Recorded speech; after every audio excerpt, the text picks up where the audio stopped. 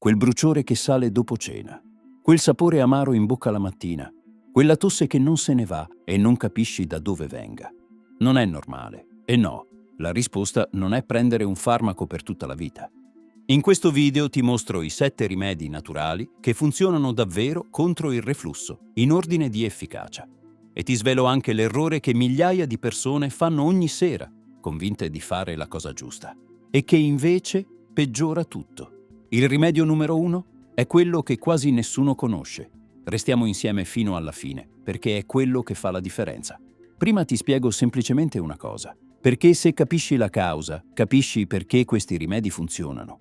Tra lo stomaco e l'esofago c'è una valvola chiamata cardias.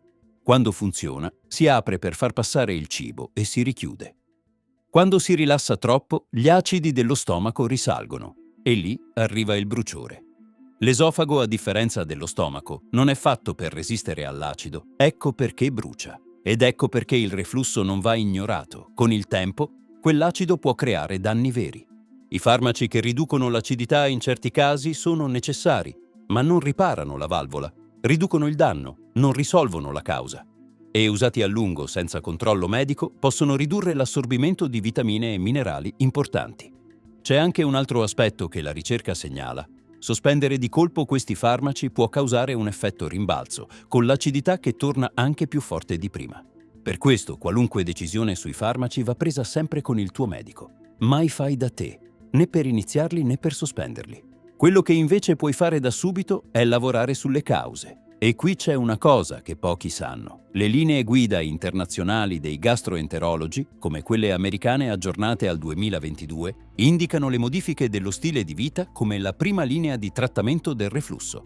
Non un rimedio alternativo, ma la prima cosa da fare. E qui entrano i 7 rimedi.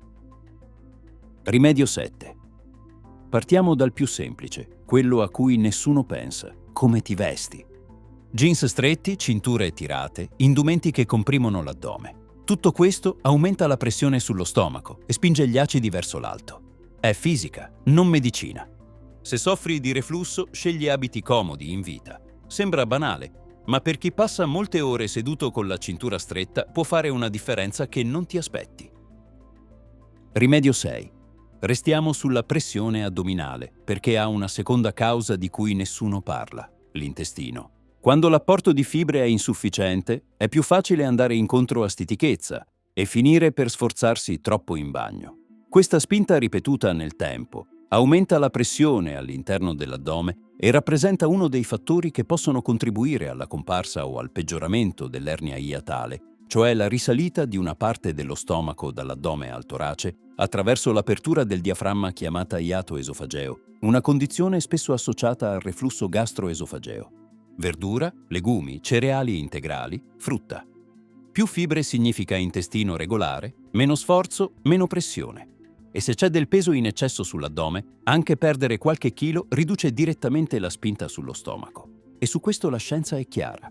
La perdita di peso nelle persone in sovrappeso è una delle raccomandazioni più forti delle linee guida. E diversi studi controllati hanno misurato che calando di peso si riduce proprio il tempo in cui l'esofago resta esposto all'acido. Rimedio 5. Il quinto rimedio ce l'hai già in casa: l'acqua. Ma il segreto non è quanta ne bevi, è quando la bevi.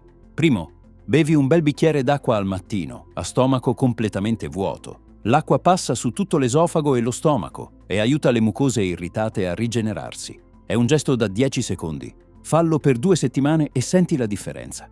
Secondo, e qui molti sbagliano: evita di bere troppo durante i pasti. Aggiungere molta acqua al cibo rallenta la digestione e più il cibo resta nello stomaco, più aumenta il rischio di reflusso. Meglio bere una ventina di minuti prima di mangiare e poi riprendere circa un'ora dopo il pasto.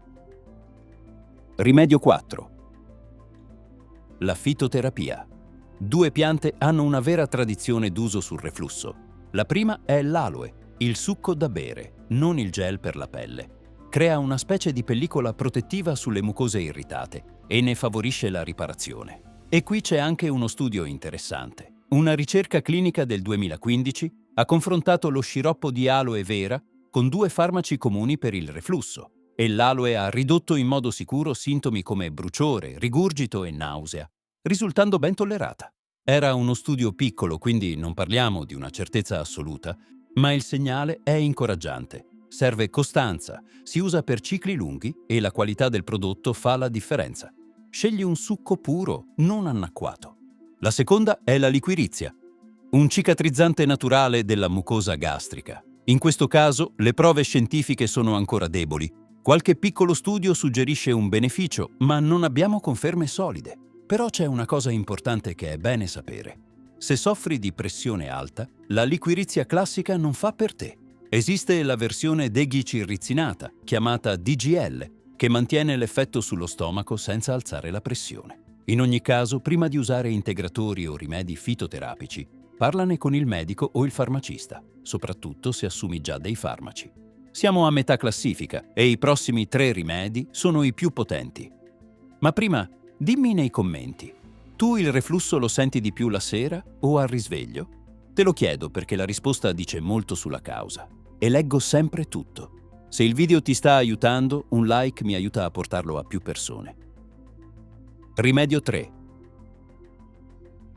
Eliminare le 3 sostanze che rilassano direttamente la valvola tra stomaco ed esofago. Se la valvola si rilassa, il reflusso risale. Semplice. Le 3 sostanze sono la nicotina, quindi il fumo. E smettere di fumare è una delle raccomandazioni ufficiali delle linee guida. Uno studio condotto su un'ampia popolazione ha visto che chi smetteva di fumare migliorava nettamente i sintomi del reflusso. La caffeina? E qui non serve rinunciare al rito del caffè. Passa al decaffeinato finché la situazione non migliora. E l'alcol, che è il più sottovalutato dei 3. Non è una condanna a vita. Una volta che lo stomaco ritrova il suo equilibrio, un mezzo bicchiere di vino ogni tanto può tornare. Ma prima si risolve, poi si concede. Rimedio 2. Il secondo rimedio non riguarda quello che mangi, riguarda quello che provi.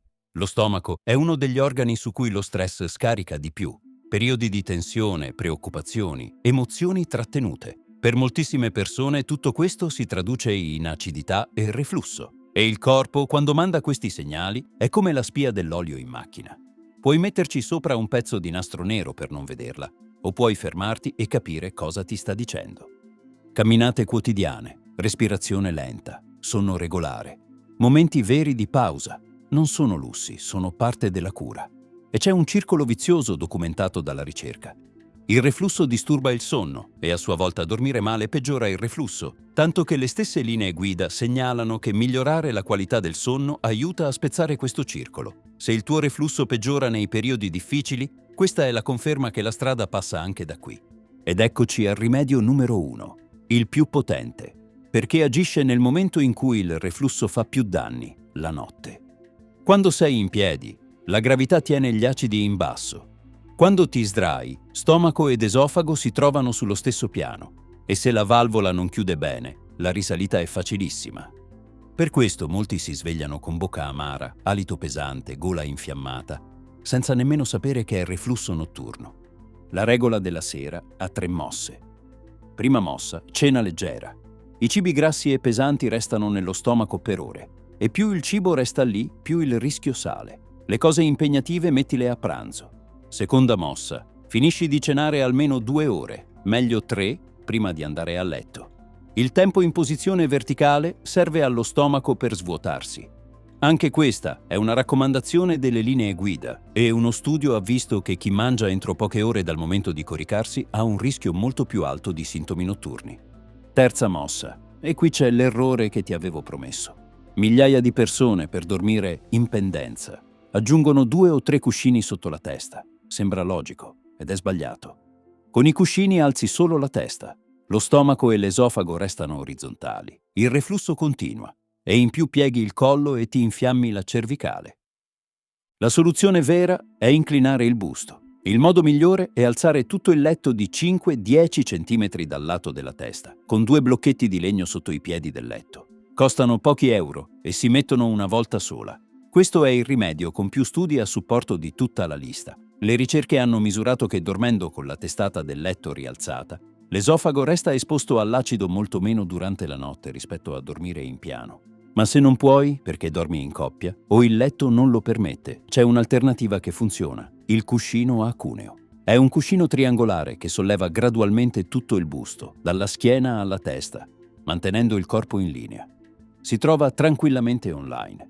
In entrambi i casi il principio è lo stesso. La gravità che lavora per te tutta la notte. È il rimedio più efficace di tutta la lista e quasi nessuno lo conosce. Ricapitolando dal settimo al primo, vestiti comodi, più fibre, acqua al momento giusto, aloe e liquirizia con le dovute attenzioni, via nicotina, caffeina e alcol, gestione dello stress. E la regola della sera con il busto inclinato al posto dei cuscini.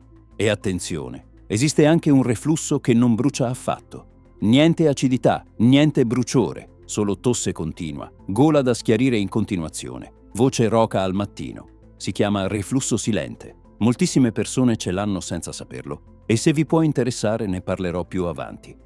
Iscriviti al canale per non perderti i prossimi video sul benessere a 360 gradi. Se questo video ti è stato utile, lascia un like e condividilo con chi conosci e che combatte col bruciore ogni giorno. Ci vediamo al prossimo video.